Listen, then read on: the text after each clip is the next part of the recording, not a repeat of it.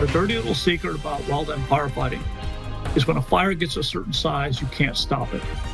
And local firefighters say the fire danger currently happening in California is also too real for our community. Their explanation on what makes Austin vulnerable to the same danger. At the same time, we're talking about rain chances here in Central Texas, including some light rain moving through now. We'll also look ahead and give you a first warning about even colder air than we had last week on the way for next week. Plus, Alamo Drafthouse employees show their frustration tonight after the company suddenly let them go. A look at the business restructuring the movie chain is working through. We already started feeling some of that wind up there already, and so based on that, our crews are taking this very seriously. The Los Angeles fire chief says life-threatening, destructive, and widespread winds are already blowing in Southern California. And there's a potential it could get worse. The National Weather Service says winds are expected to pick up again tonight, possibly fanning the flames to other areas. Can we do more? Yes. We need to remove those fuels. We need to do what we can to mitigate the threat and eliminate the fuel hazard. We can also increase our codes. But at the end of the day, we also need to be able to respond to these better. Well, that was the president of the International Association of Firefighters talking to MSNBC this week. And that very same message is something the Austin Firefighters Association president, Bob Nix, is giving a stark warning about tonight, aimed at local leaders and residents. He says what you're seeing happening in Los Angeles is not out of the question here. KXAN's Grace Reeder talked to him today about how he thinks we should prepare. Devastation and destruction. It's a lesson to be learned. California is still experiencing catastrophic fires right now. But the president of the Austin Firefighters Association, Bob Nix, says while you're watching the news that may seem far away from home. Well, I think that they should internalize that what we see in LA, although extreme, could happen to a large degree here in Austin in the right conditions, and most conditions exist today. Nix pointed to Austin's topography, specifically in West and Northwest Austin, where fuel loads are high. He also pointed to Austin's often intensely dry conditions.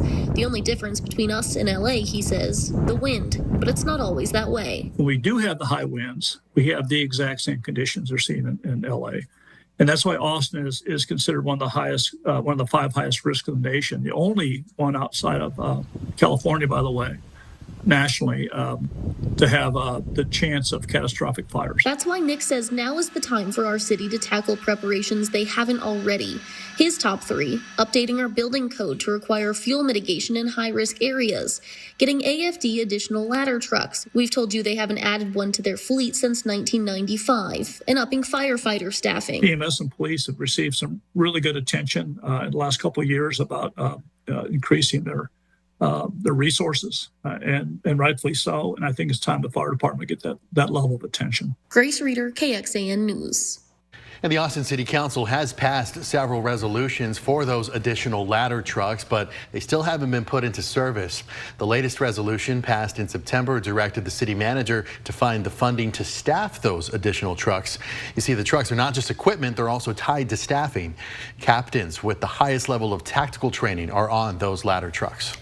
There is some progress in the efforts to put out the 3 main fires in California. The largest, the Palisades fire, is 18% contained. Eaton is at 35%, while the Hearst fire is at 97%. The mayor of Los Angeles gave this perspective on the danger people face. Firefighters who've been on the job for 25, 30 years, to say to me that in their entire careers, they have never seen destruction like this. They have never seen wind so fierce. Los Angeles Mayor Karen Bass went on to say, imagine a dry hurricane carrying fire. She said that is what first responders face on the front lines. The wildfires have killed at least 24 people, and at least 35 people are still missing. Let's go ahead and talk about the weather now. We're joined now by Chief Meteorologist Nick Bannon. We had a little bit of rain tonight. You were saying it's the annoying kind of rain. Yeah, it's not the type that really adds up in our lakes, although we would like it to be. It's just the type that ruins your car wash if you got it done today. I was so close to getting my car washed today, and then I thought better of it. Here's what's happening on radar right now. And you can see some spotty, very light rain moving through parts of Central Texas, including the metro and our eastern counties. It may amount to a few hundredths of an inch inch overnight into tomorrow morning. That will probably be it. The cloud cover is much thinner in the hill country and parts of the hill country actually under clear skies, but the cloud cover thickens closer to the wet weather. Just a few sprinkles moving through Travis County, and you can see parts of Bastrop, Caldwell, and Lee County seeing some very light rain as well. There's a little bit more moisture to come. You can see some of those more persistent showers to the south of us, and a few of those may try to get in here overnight, but still the coverage is going to be fairly low.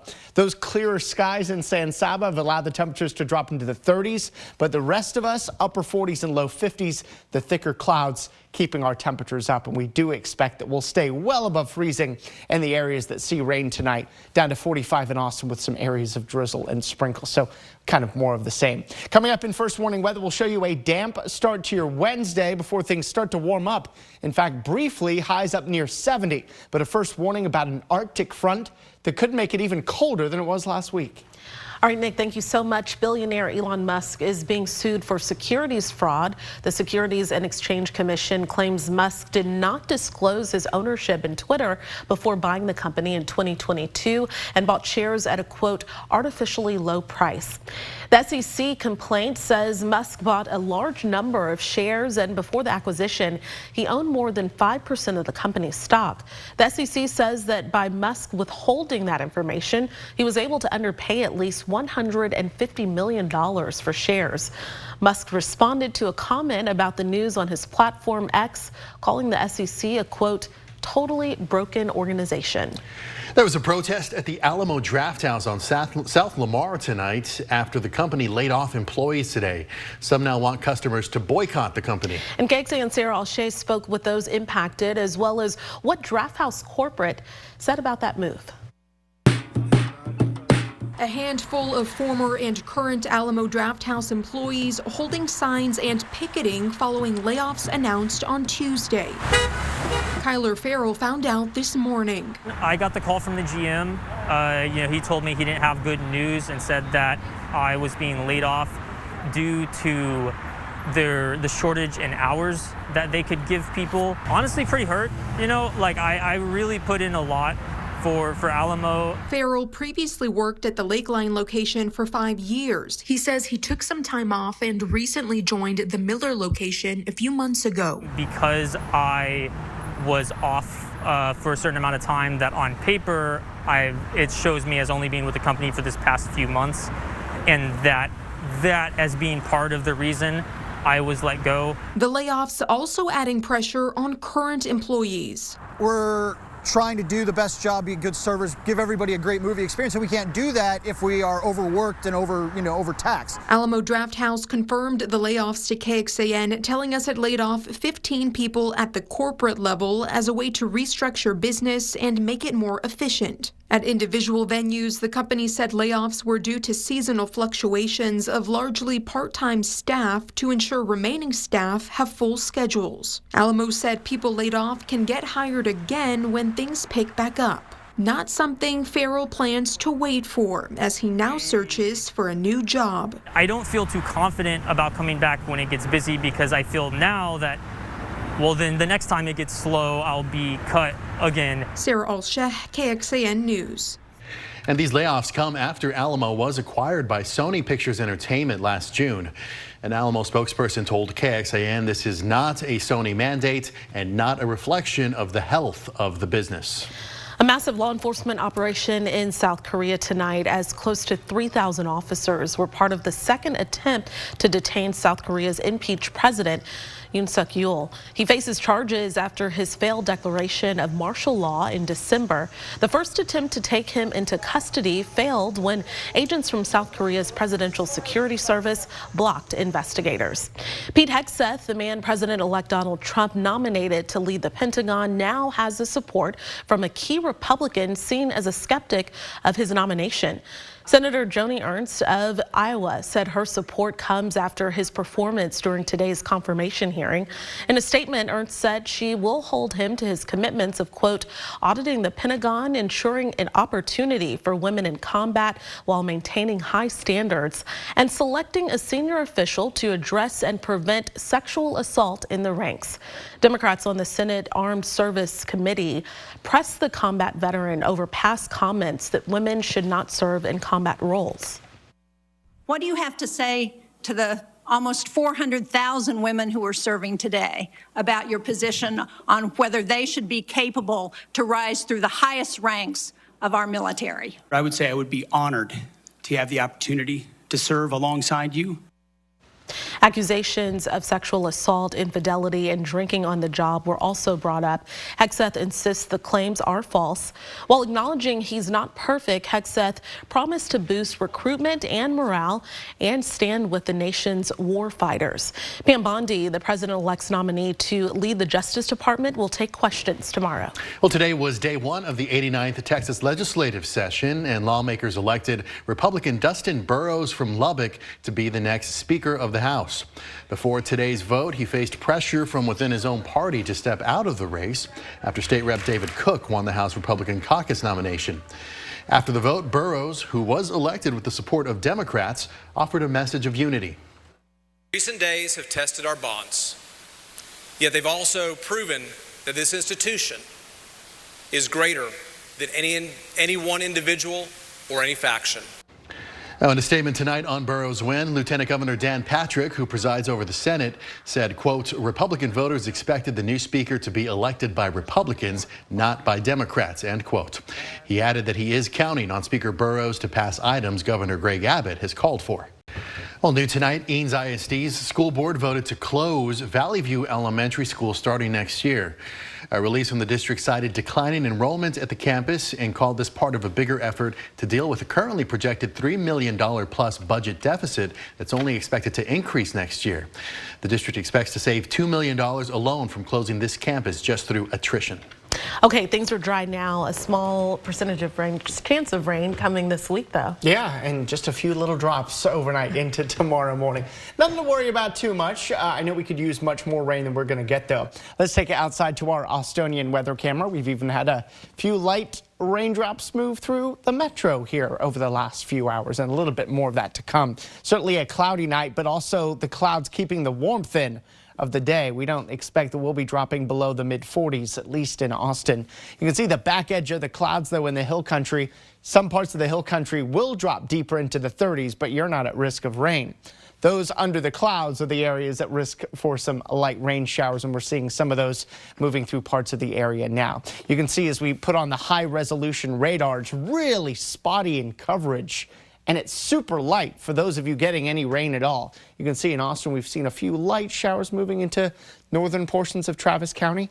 Into Lee County, some light rain over you. In fact, this is the most widespread the rain has been so far over the last few hours, and very light sprinkles in portions of Bastrop and Caldwell counties, about to move into Fayette County. To the west, not much in the way of wet weather yet at all, although some of our high resolution computer models suggest that a few light showers may make it into parts of Gillespie and Blanco County, whereas the farther north and west you are, the drier you'll be tonight, as well as the clearer your skies will be here tonight. Into your Wednesday morning, a few spotty sprinkles, drizzle, or light showers continue, but our rain chances do drop as we head through the morning. Eventually, as we head through the afternoon, the cloud cover will drop off as well. From northwest to southeast, we'll see some very slow clearing, but it could mean some late day sunshine for you, and that'll help to boost temperatures up to near 60. Sunshine and scattered clouds on Thursday, so more sun than clouds should allow us to be up into the mid-60s. So how much rain do we get? The answer, not much. Less than 1/10 of an inch everywhere. In fact, a lot of zeros. The farther north and west you are, maybe you get a few sprinkles that don't add up to anything. So a 20% rain chance for the morning tomorrow. That drops to near zero for the afternoon with a high of 59 and some late day sunshine. But we do want to give you a first warning about even colder air than what we had last week arriving for early next week, especially Monday and Tuesday of next week. What do we mean by colder air? Well, we mean daytime highs that don't get out of the 30s for all of Central Texas, and nighttime lows that could be in the teens and 20s. So hard freeze is possible here, in fact, pretty likely early next week. And it is possible we could be looking at some wintry precipitation during this period. What's going to happen is a cold front, a strong one, moves through around midday Saturday, knocks our high temperatures into the 40s on Sunday and just 30s here Monday and Tuesday. And then, of course, our nighttime lows even much colder than that. Freezing starting Sunday morning and well below freezing Monday and Tuesday morning. And during that Monday and Tuesday period, there may be some moisture that tries to sneak into Central Texas Monday and especially Monday night and Tuesday.